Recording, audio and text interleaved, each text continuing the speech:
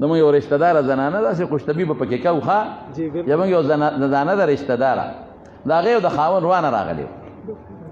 بېادبي دې معافي خبره مې خولې له راله خو کوم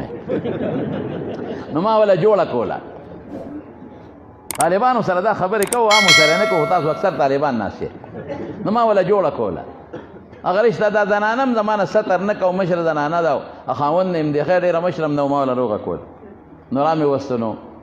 زنانه ډېره تېزه وه خاوند به ډېر زیات راټه و بد برد به یې ورته وي نو ما ورته د خدای نیکبختي دا ستا خاوند دی احترام قدر د خاوند عزت شریعت کې یو حق دی وی دی راوله ما دې مخامخ خبرې کوو ته به جوړه وکړې سړی مې راوسته مې دا ولې ما ته نه مې پرېږدي هر وخت مې کنځي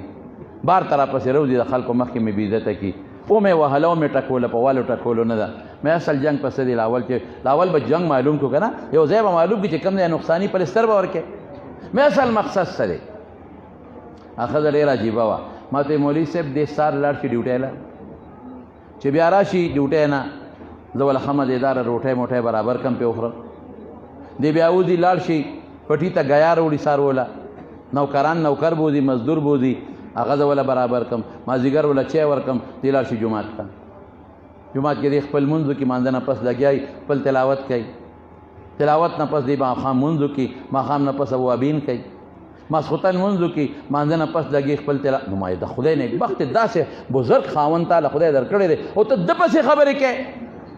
خوله به دې شله شي خوله به دې په ګونګی شي داسې ما ته وې لږ مخکې ځم خبره به خلاصوم وروستو به خبرې کوم دا خو خبره نیمګړې اورېده مې ښه ورپسې ځه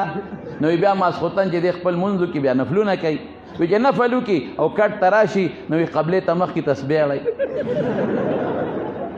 وی مولوی صاحب پیش ہوئے میں بالکل پیش ہوں میں پیش ہوں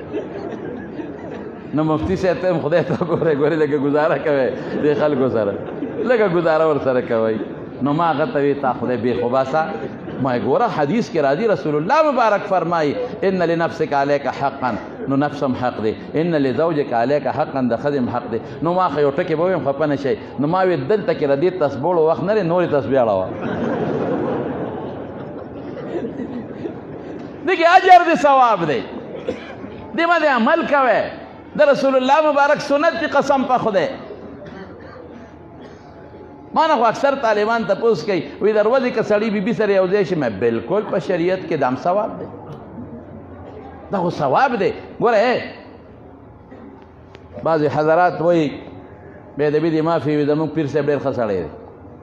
ولې وی خپل خواهش یې قربان کړی دی او واده نه دی کړی خپل خواهش یې قربان کړی دی واده نه دی کړی ډېر ښه سړی میاړو هم ښه سړی نه دی وی هغه خواهش قربان که د ښځې او د بچو مې ناجوړه دی دا ولټوه دا بیمار دی دا خواهش قربان کړی نه دی مې د رسول الله مبارک نه غټ پیر څوک بیبیانې کړي دي که نه وایه که نه صحابو نه غټ پیران څوک بیبیانې کړي دي که نه دي کړي نو ما دا سړی ناجوړه دی پیر صاحب دې جوړ نه دی ما وی که دا تا ولټو قسم به خدای بیمار دی دا خواهش نه دی قربان کړی دین هغه دی چې مونږ ته د رسول الله مبارک نه راغلی دی قسم په خدای که څوک د رسول الله مبارک د سنتو نه بغیر یو شي کې دین ګوري دا به دین نه دا به ګمراهي وي دین هغه دی چې ما ته د رسول الله صلی الله علیه وسلم نه راغلی دی پیر مالا هغه دی چې د پیغمبر په سنتو برابري